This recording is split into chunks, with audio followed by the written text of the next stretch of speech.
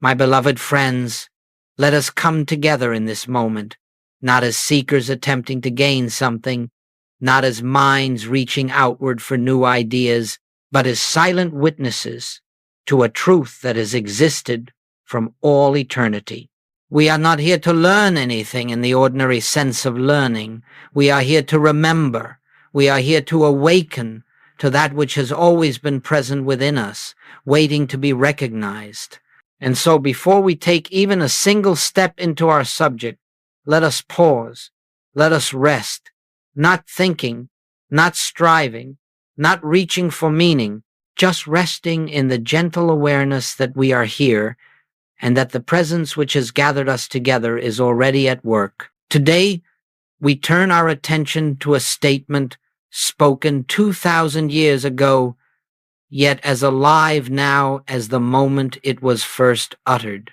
I and the Father are one. These are not words to be admired or repeated for their poetry.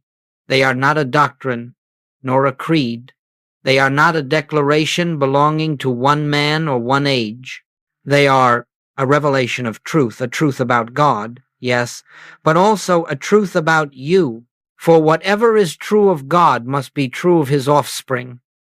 And whatever was revealed in the consciousness of the Master, Jesus, must, in its fullness, be the truth of our own being. When Jesus declared, I and the Father are one, he was not elevating himself above others. He was not distinguishing himself from mankind. He was unveiling the nature of spiritual identity. He was revealing what stands behind every appearance of personhood, every individual form, every spark of consciousness that breathes and moves and lives.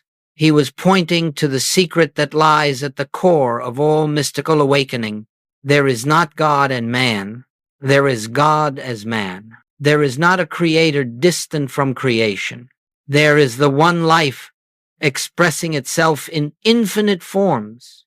So today, as we begin our contemplation, I invite you to set aside every preconceived notion of who you believe yourself to be. Lay aside, for this hour, the burdens of human identity, your successes, your failures, your hopes, your fears, all the labels and conditions that have seemed to define you. They have their place in human experience, but they have no place in spiritual truth. For the truth of your being cannot be confined within the boundaries of a personal self. The I that Jesus spoke of is the same I that animates your life.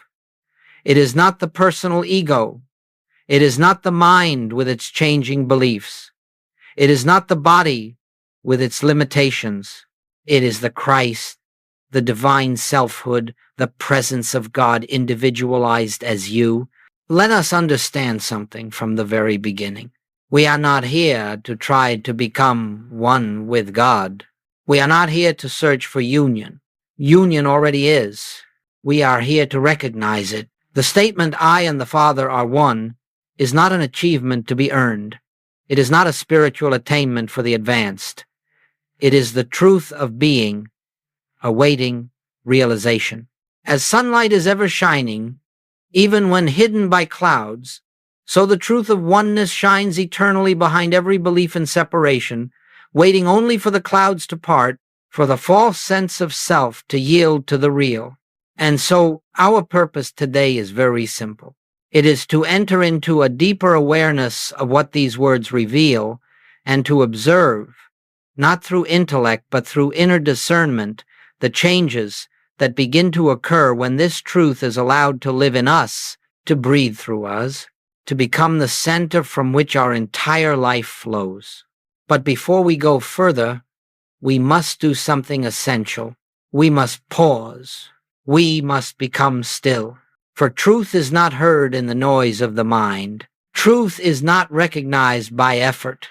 Truth is not reached through study alone. Truth is revealed in silence, in receptivity, in that openness of soul which asks for nothing, expects nothing, and simply abides in the presence.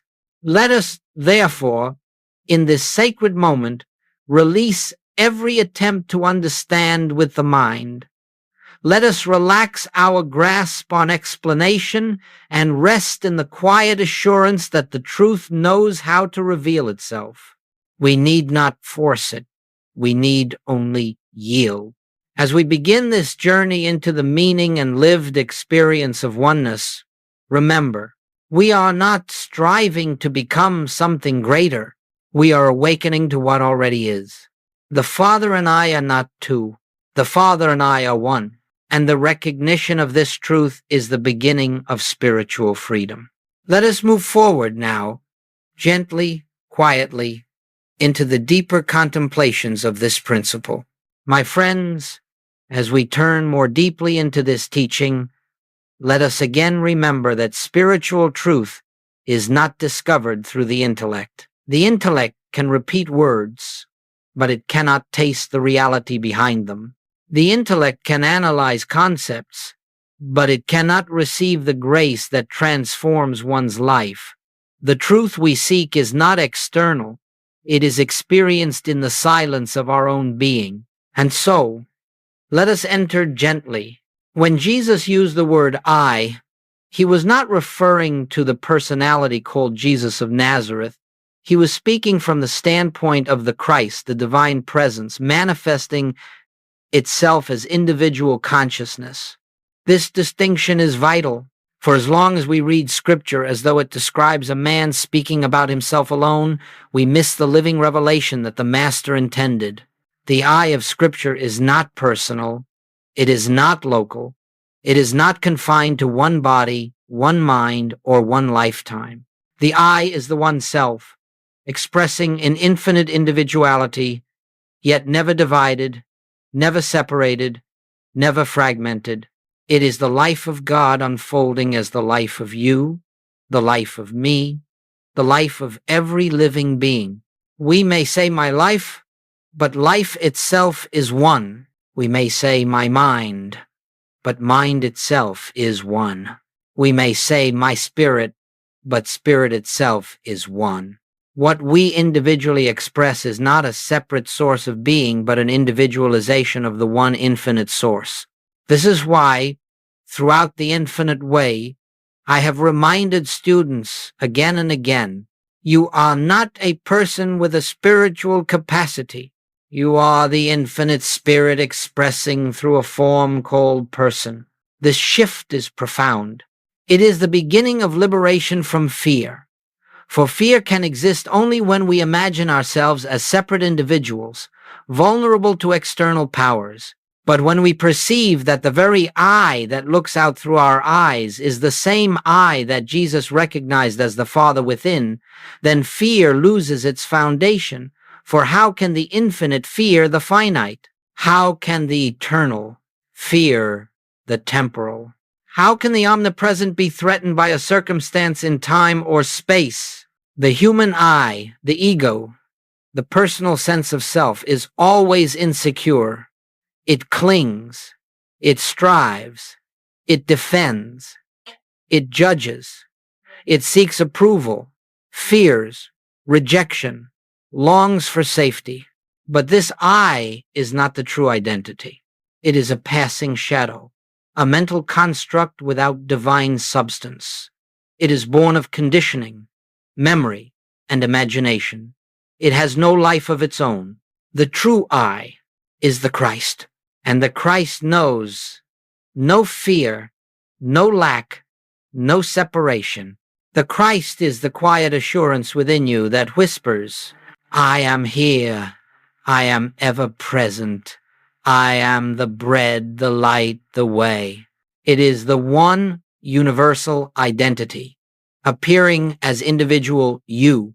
Let us pause again, not to think, but to sense, merely to sense the I that is aware right now. This awareness itself is not personal. It has no age, no boundary, no weight, no location. Awareness simply is. You have never experienced awareness as pleasant or unpleasant. Awareness is neutral, still, infinite. It cannot be harmed. It cannot be improved. It cannot be diminished. That awareness is the I that Jesus spoke of. This awareness is the Father's presence, the life of God, appearing as the life of man. And so when we speak of I and the Father are one, we are not speaking of two things joined. We are speaking of a single reality appearing in two words. The Father is the infinite source. The I is that same infinite source individualized as conscious being. In this awareness, there is no personal achievement, there is no pride, there is no elevation of the individual, there is only humility, a quiet and natural humility, because one sees that there is no separate life to boast of and no separate burden to carry. The human mind may resist this truth because it cannot grasp a self that is not personal. It cannot imagine identity without boundaries. But you, your true you, does not need the human mind to validate reality. Reality exists before thought, beneath thought, beyond thought. Now, let us look at the implications of this principle. If the I in you is the same infinite presence that animated the Master, then you lack nothing essential to the spiritual life. You do not need to struggle to become spiritual. You do not need to labor to become worthy. You do not need to improve yourself in order to approach God. You are already the expression of the divine.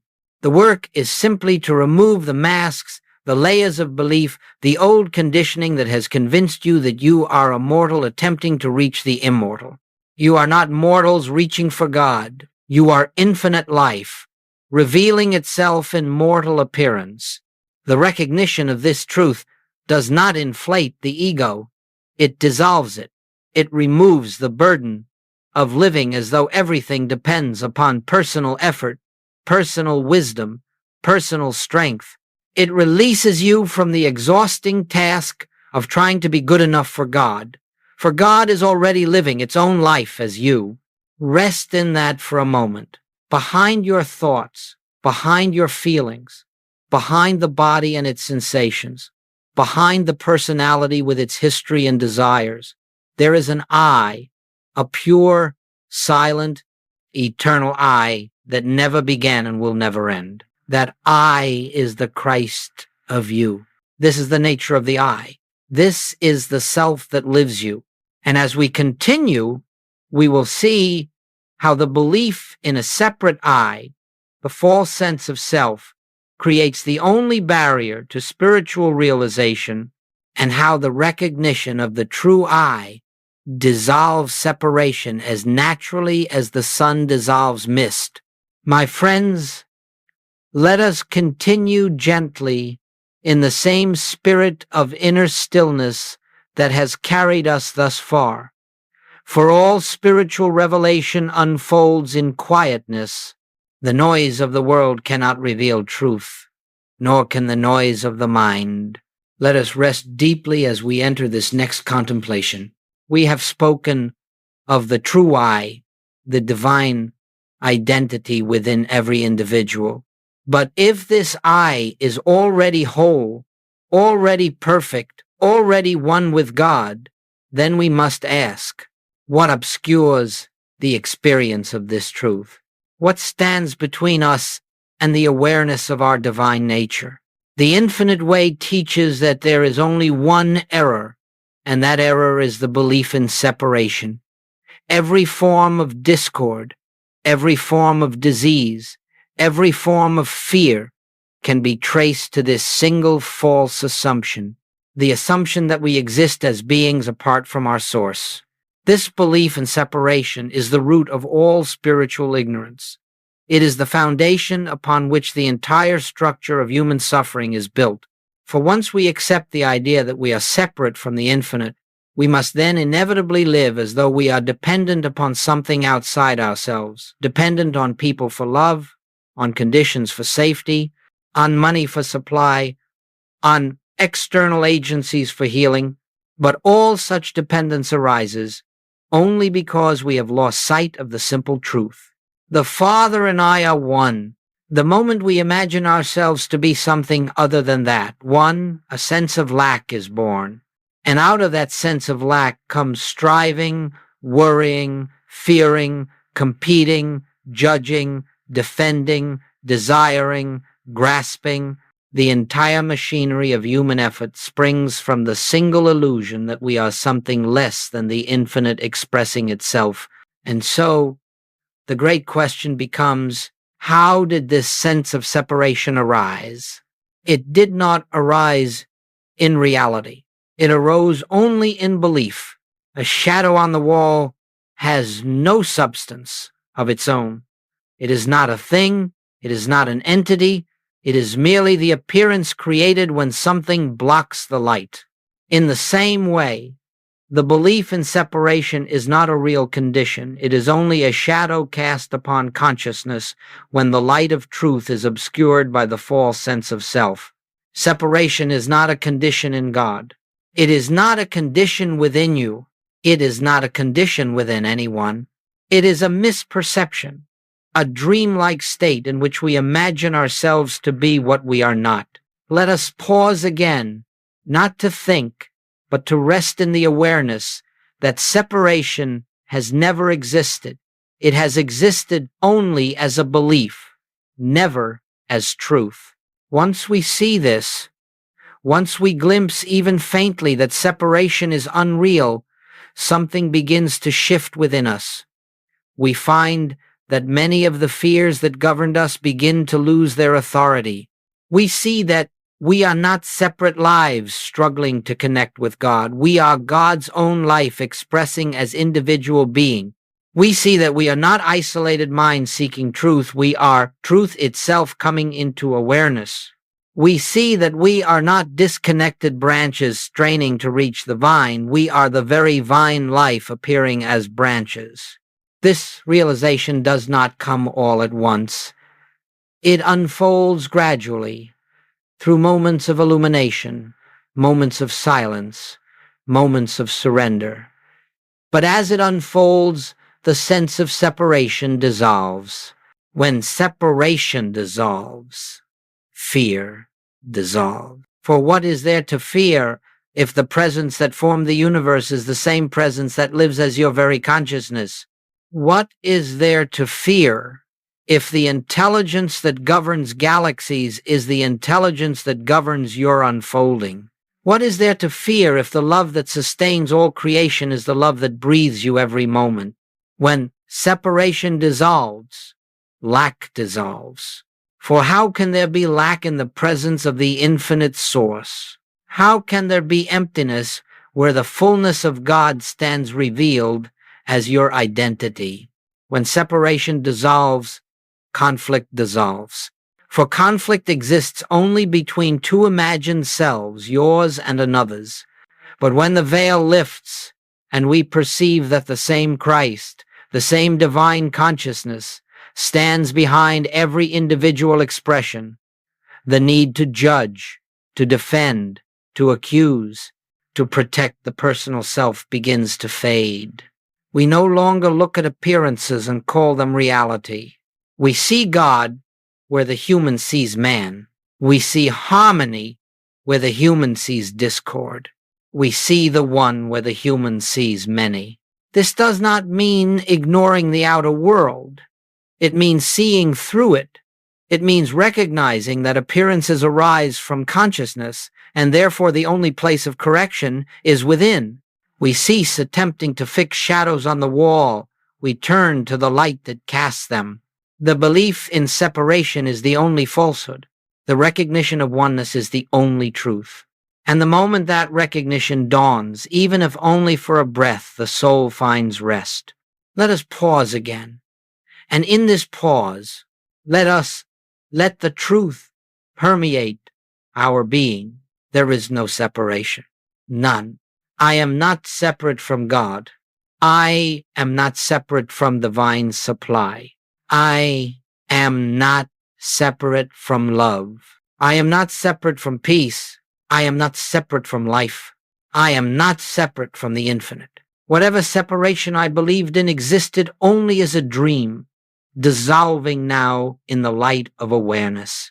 As we move forward, we will discover how this dissolution of separation marks the beginning of a profound shift from living as a human trying to be spiritual to living as the spiritual identity that has always been the truth of our being. And now, my friends, let us move gently into the heart of the spiritual journey, that sacred transition in which the sense of humanhood begins to yield to the awareness of Christ's identity. Remember, we are not creating a new self. We are not attempting to improve the human. We are awakening to the self that has been present from the beginning. In spiritual life, nothing is added and nothing is taken away.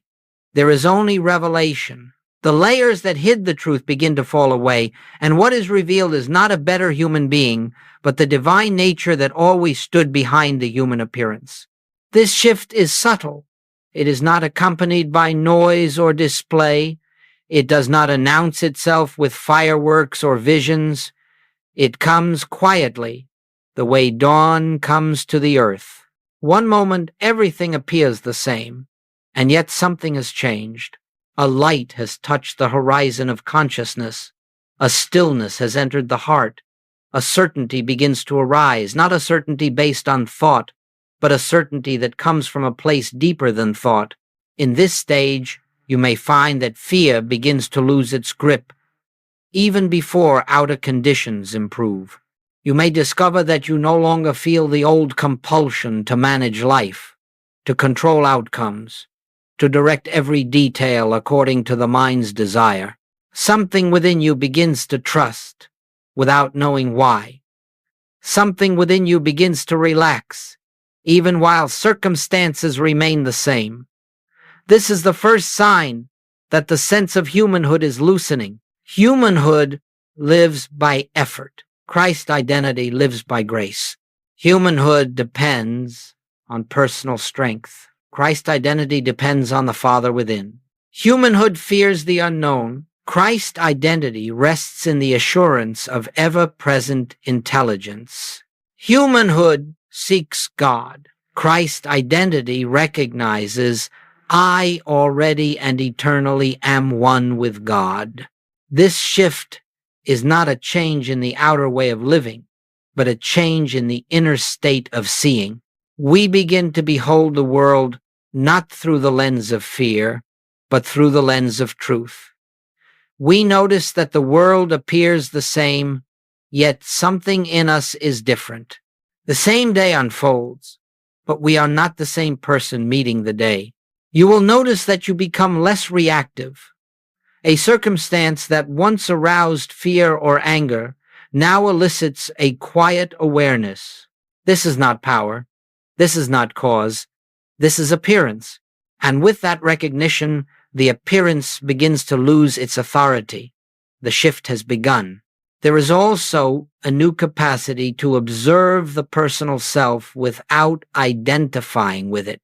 You may see irritation arise, or sadness, or worry, and yet you know deep within that these emotions do not belong to the eye of your being. They appear, they move, they pass, but they do not define you. They are ripples on the surface of a great ocean. They are not the ocean itself. The human sense of me, with all its conditions, its memories, its insecurities, no longer stands at the center of awareness. Something else now stands there, a presence, a life, a quiet depth that does not change with circumstances. This presence is not something you possess. It is something you are. It was always there, but it was obscured by the conviction that you were separate, limited, personal. In this shift, you begin to say less I think and more I observe. Less I want and more I allow. Less I need and more I rest. Less I must fix this and more let me return to center and let the Father reveal the way. The moment you touch this Christ awareness, even briefly, you begin to understand what Jesus meant when he said, I can of mine own self do nothing. And also, it is the Father within me that doeth the works. He was not expressing inadequacy. He was expressing truth. The human self is not the actor. The divine presence is the activity. As this realization deepens, a remarkable transformation occurs. You find yourself doing what needs to be done, caring for your home, performing your work, tending to daily responsibilities, but with an inner lightness. The sense of burden lifts because you no longer feel that your personal effort is the source of your good. You are not the provider. You are not the healer. You are not the protector. The Father, operating as your consciousness, is all that is needed. You become, in Goldsmith's words, a transparency through which God lives. This shift is not a dramatic break from human life. It is a soft dawning of real life in the midst of human appearance. You still appear as a person among persons, yet inwardly you know you are not that person. You are the Christ, bearing witness to God's activity in a form called you. In this awareness, an inner harmony begins to infuse your days. Peace arises where there was once tension. Assurance arises where there was once doubt. A gentle joy arises, not the joy of excitement, but the joy of being aligned with truth, the joy of resting in the One. This is the movement from humanhood to Christ identity. Not a leap, not a sudden transformation, but an unfolding, a yielding, a softening, a remembering. And once the shift begins, it continues, sometimes imperceptibly, sometimes with clear moments of illumination, sometimes with growing pains, but it continues, because truth, once glimpsed, cannot unreveal itself. It draws us forward, gently, inevitably, toward full realization. As we go on, we will see how this inner shift begins to express outwardly, not through effort, but through natural consequence. For when consciousness changes, experience must follow. And when the identity shifts from the human sense of self to the Christ within, life begins to reorganize itself around the harmony of the divine. And now, my beloved friends, let us look more deeply at what happens when the inner recognition of oneness becomes the foundation of our daily living. For spiritual realization is not a refuge from the world, it is the light through which we behold the world rightly. When we begin to know, even dimly, that the Father and I are one, a new rhythm enters life. The old patterns of striving and resisting begin to dissolve. The frantic need to control outcomes loosens its hold. We cease living as though the world outside determines our peace, our supply, our safety, our success. Instead, we sense that everything unfolds from the inner state of consciousness, and therefore the true work is always within. Living from oneness does not mean withdrawing from the responsibilities of daily life. It does not mean ignoring the appearances that arise on the horizon of experience. Rather, it means meeting those appearances with a different consciousness, with a consciousness that knows no external power, no external cause, no external authority. When a problem arises, the human mind instinctively moves outward. It looks for solutions, for remedies, for ways to fix what seems wrong. But when we live from the awareness of oneness, the first impulse is different. The outer appearance no longer commands our full attention. We turn inward. We become still. We recognize that the appearance has no power of its own, no substance except the meaning we give it. In that inward stillness, we remember there is only one presence, one power, one activity, and that one is the source and substance of all that appears as my life. From this recognition, harmony begins to assert itself without our struggling to impose it. Where there is financial pressure, We no longer say, "How shall I get more supply?" Instead, we turn inward and rest in the truth that supply is not external. Supply is the flow of divine grace through consciousness. It is the activity of God as individual being. It is not stored in a bank account, it is stored in the infinite. And when consciousness recognizes its oneness with that infinite source, the outer form of supply arranges itself according to the inner realization. Where there is discord in relationships, we no longer attempt to reshape people or persuade them to behave differently. We do not seek to change the outer. We turn inward and behold the Christ of them, the same Christ that lives as our own identity. In that vision, something softens. We see not two separate selves, but one divine life appearing in two forms. And because our consciousness has changed, the relationship begins to reflect that change, often without words, without explanations, without effort. Where there is illness, we no longer fight the condition as though it had power of its own. Instead, we recognize that the body is an instrument for the expression of consciousness. Its appearance is but the outer picture of the inner state, and so we release the belief in disease as a reality. We do not deny the appearance, we deny its authority. We deny its supposed power to govern our life. We rest in the truth that the reality of our being is spiritual, indestructible, eternal. In that recognition, healing becomes either the restoration of physical harmony or the emergence of a peace deeper than physical outcome. In either case, the Christ governs. As we continue living in this awareness, something remarkable happens. We begin to witness a world that responds to consciousness, not because we manipulate it, but because consciousness naturally expresses its own nature. When consciousness is filled with fear and separation, life appears chaotic, unstable, lacking. When consciousness recognizes its unity with God, life appears harmonious, supported, beautiful. Therefore, living from oneness means allowing the inner truth to shape the outer experience, not by deliberate effort, but by the nature of consciousness itself. A tree does not strain to bring forth fruit.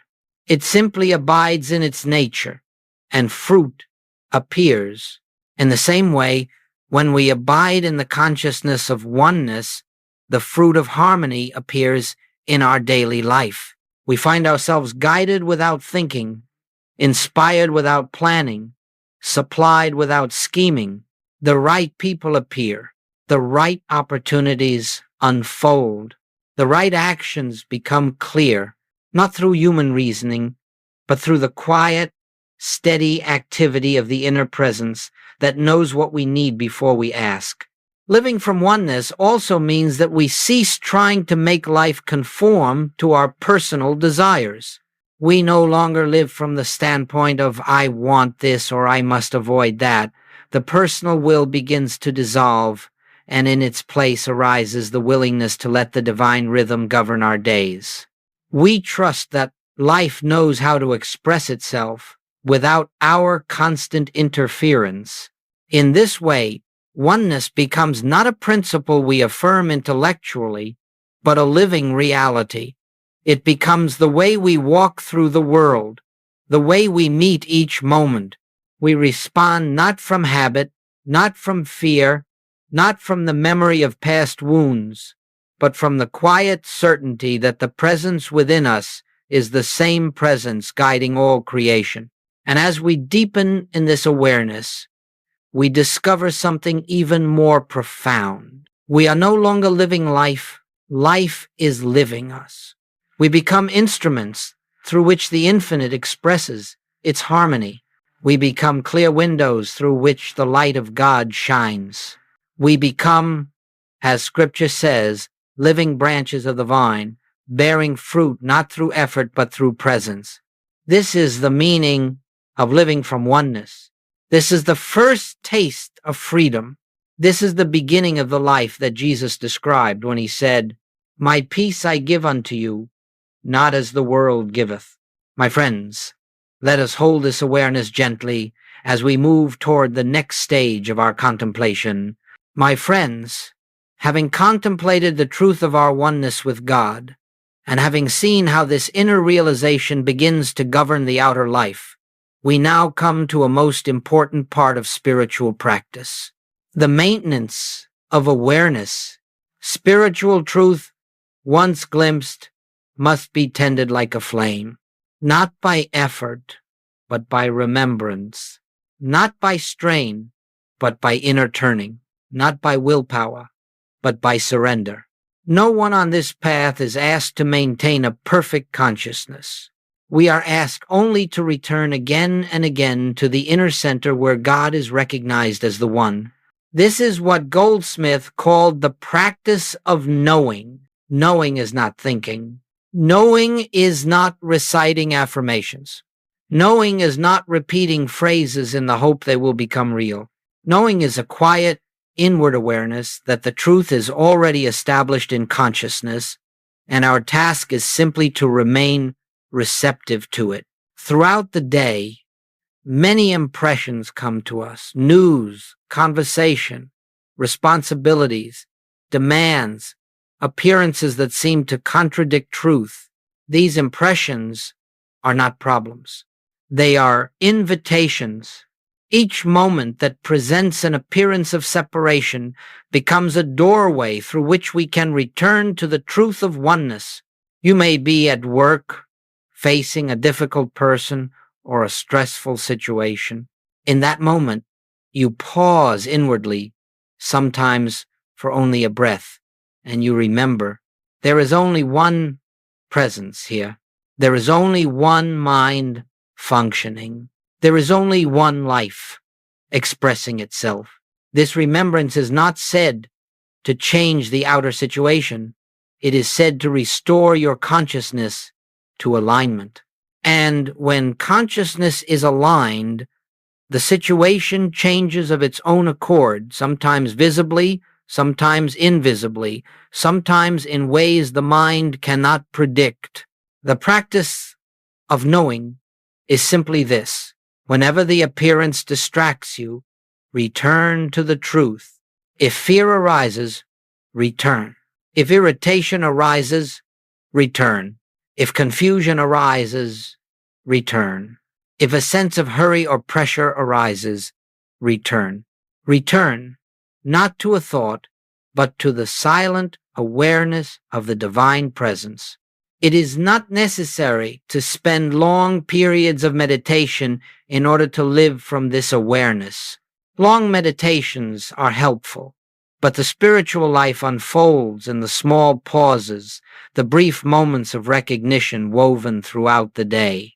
A minute of stillness before beginning your work, a pause in the middle of a conversation, a quiet breath before answering a difficult message, a moment of turning inward as you walk or rest or wait. These brief pauses are like the continual clearing of dust from a mirror. Without them, the mirror becomes obscured. With them, the light shines unobstructed. In these moments, you need not use many words. Often, it is best to use none. The silence itself is the teacher, yet sometimes a simple inner reminder helps steady the mind. A phrase such as, "God is," "I am," and "the two are one," or "only the presence is power," or "the Father within me doeth the works." But remember, these words are not magic formulas. They are not affirmations designed to force truth upon the mind. They are gentle signals to consciousness, turning attention away from the world of appearances and toward the reality of spirit. As you continue this practice, you will notice something. your need to fix life diminishes. Your need to understand every situation diminishes. Your need to defend yourself diminishes. Your need to get something from the world diminishes. Why? Because you begin to see that the world is not the source of your peace, nor the cause of your discord. All experience flows from consciousness, and therefore your work is never in the outer realm, it is always within. This practice of turning inward, of remembering truth, begins to create a state of inner stability. You may still encounter challenges, but you no longer feel tossed by them. You no longer feel controlled by external change. A deeper anchor has been planted within your being. Gradually, you discover that this inner recognition begins to flow without your conscious effort. You find yourself pausing naturally. You find yourself remembering without trying. You find yourself resting in truth even before the mind has a chance to react. At first, the practice feels deliberate. Later, it becomes spontaneous. Eventually, it becomes the natural state of consciousness. This is the fruit of grace unfolding through you. There may be days when you forget. There may be moments when appearances seem overwhelming. This does not mean you have failed. It means only that another opportunity has appeared to turn inward again. Spiritual realization does not unfold because we are perfect. It unfolds because truth is perfect, and truth calls us back to itself again and again, gently, lovingly, with infinite patience. Therefore, let your practice be light. Let it be gentle. Let it be natural. Let it be a quiet returning, not a forced discipline. Let it rise from the heart's desire to rest in what is real. And as you practice in this way, you will begin to see how the divine presence, once recognized inwardly, flows into every corner of daily life, governing, guiding, harmonizing, revealing the peace that passes understanding. This is the practice of knowing, a continual returning to the inner truth that God is the very life of your being. It is the silent acknowledgement that wherever you go, whatever arises, the presence within you is your sufficiency in all things. And now, my friends, having practiced the gentle art of inward remembrance, let us turn our attention to the fruits that naturally arise from living in the consciousness of oneness. We do not cultivate these fruits through effort, nor do we strive to achieve them. They come of their own accord, the way blossoms appear on the branch when the tree abides in its rootedness. The branch does nothing. The blossom comes because the life of the tree is flowing freely. In the same way, as the life of the Christ begins to flow unobstructed through your consciousness, certain qualities begin to appear not as goals to be reached, but as the natural consequence of God recognized as the essence of your being. The first fruit is peace. Not the peace that comes from favorable circumstances, nor the peace that disappears when life becomes uncertain, but a peace that has no opposite, because it does not originate from the world. It arises from the quiet knowing that all power is in God, and that God is the very life expressing as your individual being. This peace is not passive. It is not numbness. It is not withdrawal from life. It is a peace that stands firm in the midst of all appearances. A peace that says, nothing external has power over the reality of my being. A peace that allows you to move through the world with steadiness, compassion, and clarity. Where the human sense of self once lived in constant anxiety, always worrying about the next event, the next need, the next outcome, this deeper peace frees you from the tyranny of anticipation. You learn to dwell in the present moment, not because you practice mindfulness as a technique, but because the truth of oneness anchors you in the eternal. Now, the second fruit is grace. Grace is the activity of God pouring through your consciousness without your effort, without your planning, without your will. Grace arranges your life in ways the human mind could never orchestrate. It brings the right opportunities at the right time. It dissolves obstacles without struggle. It provides solutions before the mind even identifies the problem. It carries you forward, quietly, gently, irresistibly. Grace is not something you attract. Grace is something you stop obstructing. When the belief in separation dissolves, the flow of grace becomes natural and continuous. You begin to live in a state where the burdens you once carried, financial worry, relational tension, fear of the future, are lifted, not because the outer world has suddenly become perfect, but because you are no longer drawing your life from the world. You are drawing it from the infinite. The third fruit is the dissolution of fear. Fear cannot survive in the consciousness of oneness, because fear depends entirely on the belief that something exists outside of God. And once you see clearly that nothing exists outside of God, that all life is the unfoldment of the One, fear loses its foundation.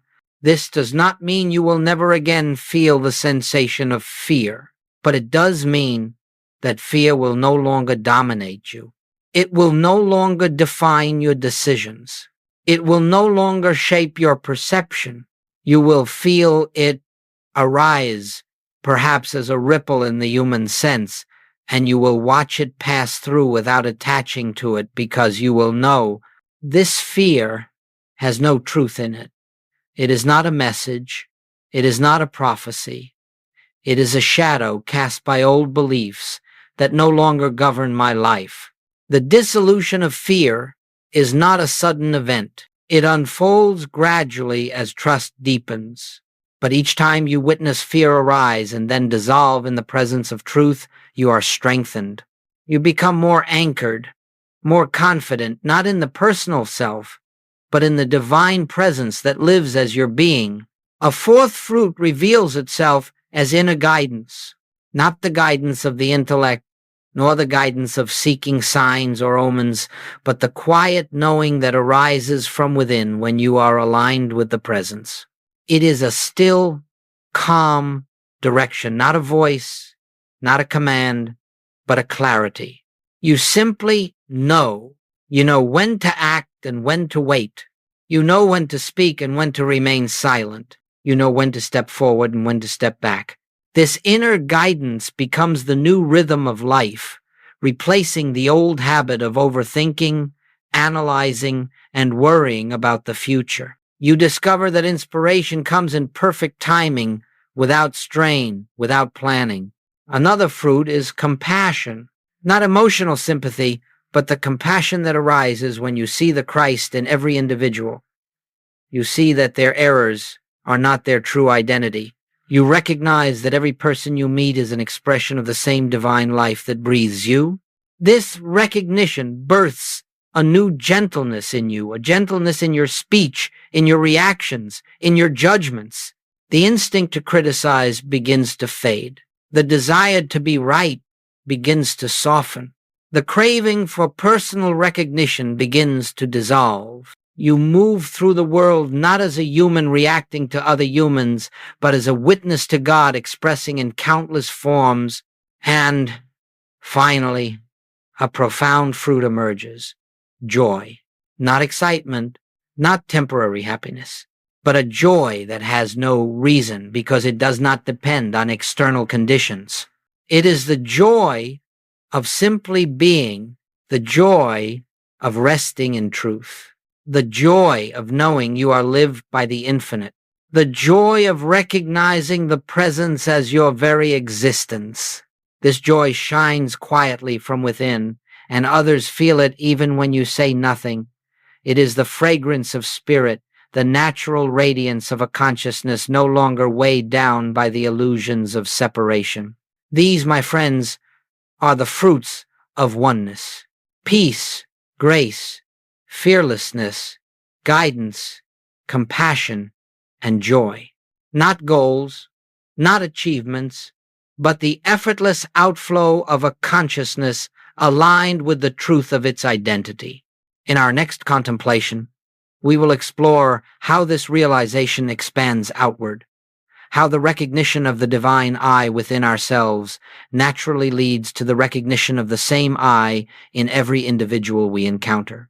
My friends, as we come deeper into this sacred journey, something beautiful begins to unfold. The recognition of our own divine identity, the I that is one with God, naturally expands outward, radiating into our vision of others. The inner realization cannot remain contained. It moves silently, invisibly, into the way we perceive every individual we encounter. For the truth is this: there are not many I's. There is only one. There is only one life living itself through infinite forms. Only one consciousness, appearing as this person, that person, and the one you call yourself. Only one I, wearing countless masks of human personality. Once this dawns in consciousness, something profound happens. The old sense of me and them dissolves. The instinct to judge fades. The impulse to condemn evaporates. A new tenderness arises, a tenderness born from seeing the one Christ shining behind every face. At first, you may experience this recognition only in moments. Moments when you look at another and suddenly see, if only for a breath, that the same divine presence living in you is the same presence living as them. This recognition may come unexpectedly, perhaps as someone speaks, or as you observe them working, or even in silence as you simply behold them. In that instant, the veil parts. You no longer see a personality. You no longer see a history. You no longer see their flaws, nor their opinions, nor their behavior. You see only the light. You see only the Christ of them. And in that seeing, love flows effortlessly, not emotional love, but divine love, impersonal, unconditional, eternal. This seeing does not require you to approve of everything a person does. It does not turn wrong behavior into right behavior, but it reveals something deeper, that behind the behavior, behind the mask, behind the story, there lives an identity untouched by time, unscarred by experience, forever whole. And when you see that identity, even for a moment, something inside you softens. The conflict you once held dissolves. The hurt loosens its grip. The sense of separation fades like a dream upon waking. This recognition is the foundation of spiritual healing. For you cannot heal another by attempting to change their outer condition. You heal only by seeing the truth of them, the self that never needed healing, the self that is eternally perfect. Goldsmith taught that spiritual healing is not the correction of a human problem. It is the unveiling of reality. And that reality is always the Christ identity in every individual. As this awareness deepens, you may find that your reactions to people begin to change. Those who once irritated you no longer hold the same charge. Those who once threatened you no longer seem dangerous. Those who once seemed distant now feel intimately connected, though no words are exchanged. Why? Because you are no longer relating from personality to personality. You are relating from spirit to spirit. The universal I is meeting itself through the form of another. You begin to see that every person who crosses your path is an opportunity not to judge, not to compare, not to defend, but to behold the Christ where the world sees only man. And so when someone behaves harshly, you may pause inwardly and say, Father, forgive them not because they are guilty, but because they know not the self that lives as them. Let me see the Christ where the world sees a person. When someone is suffering, you may turn inward and behold the truth. That which God is, they are. Their true identity is untouched by this appearance. When someone is lost or confused, you may rest in the knowing. The same light that guides me guides them. There is only one mind, and it is their mind as well. This recognition does not require words. It requires only sight, spiritual sight. And when this sight becomes clear, harmony begins to appear in your relationships, sometimes subtly, sometimes dramatically, because you are no longer meeting others on the battlefield of personalities. You are meeting them in the sanctuary of oneness. As the universal I becomes your reference point, compassion becomes natural, patience becomes effortless, understanding becomes spontaneous. You realize that people behave from their level of awareness, and when their awareness is clouded, they suffer, and that suffering expresses itself outwardly. When their awareness is clear, their lives reflect that clarity. Therefore, you no longer take their actions personally. You no longer interpret their behavior as an attack against your human self. You see through the appearance and rest in the truth. And something beautiful happens. You begin to see your own past enemies differently. Their image softens. Their story changes. You no longer hold them in the prison of memory. You release them, not by effort, but because you have awakened from the very illusion that formed the conflict in the first place, separation. This recognition expands outward to include not only individuals, but the world. You begin to feel a sense of unity with all life, animals, nature, humanity, creation. You see that the same life living itself animates the birds of the air, the trees of the forest, the ocean's rhythm, the stars in their silent courses.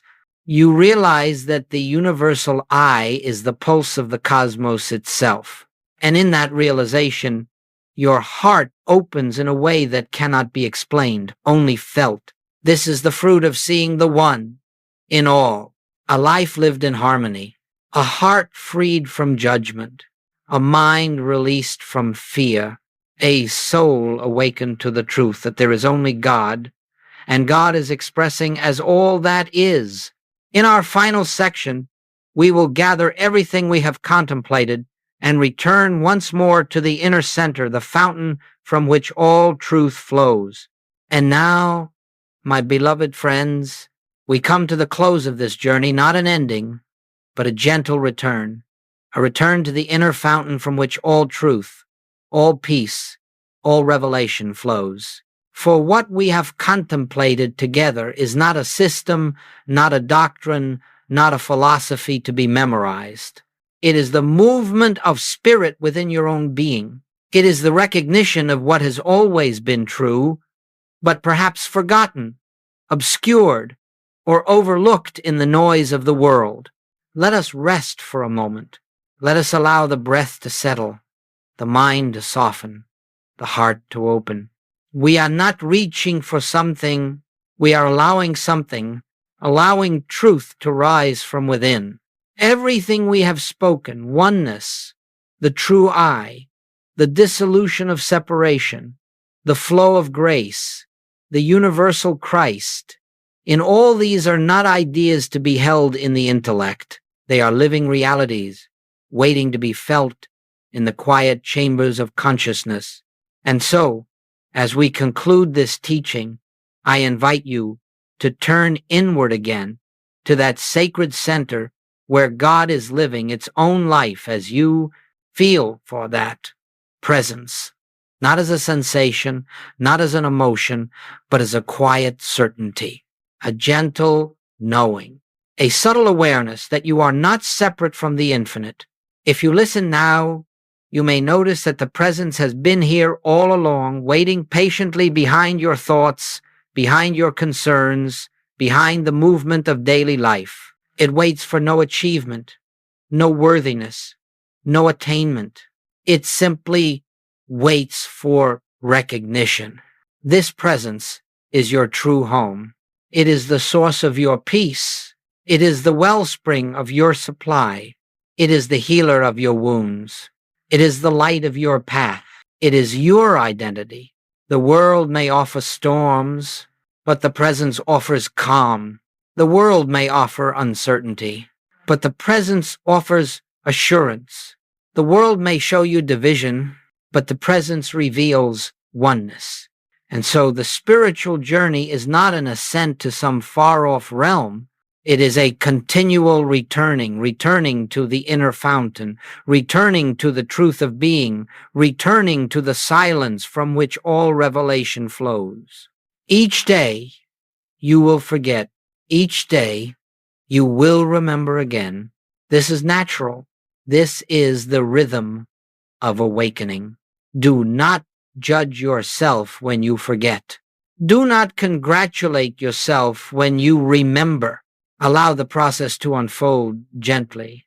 The Christ within you beckons you home, moment by moment, not with urgency, but with infinite tenderness, not with demand, but with quiet invitation. And as you respond to that invitation, even imperfectly, even hesitantly, you will find that life begins to take on a new quality. Not because you have improved yourself, but because the self, your real self, has begun to shine through. This self is not born. It does not die. It is not threatened by the world. It is not diminished by conditions. It is not altered by appearances. It is the eternal Christ, the divine I that Jesus revealed, the I that Joel Goldsmith taught, the I that lives as your very being. As you return to this inner fountain again and again, the outer world becomes less a battlefield and more a classroom, less a burden and more an expression, less a source of fear and more a canvas upon which the harmony of spirit paints itself anew. Carry this awareness with you lightly. Let it move with you into your conversations, into your work, into your solitude, into your challenges. You do not need to hold it tightly. You need only turn inward when the moment calls you. And when you do, you will find that the fountain is always flowing. You will find that the presence has never left you. You will find that the Christ is always here, quiet, patient, radiant, waiting only for your recognition. My friends, let us end where all true teaching begins, in silence, in oneness, in the peaceful knowing that God is the life, the mind, the substance, and the identity of every individual expression. May this awareness accompany you. May it guide you, sustain you, and reveal itself ever more fully, not as something you seek, but as what you already are. And now, let us rest in that truth. Let us abide in the presence. Let us return to the inner fountain and drink deeply of the peace that is God.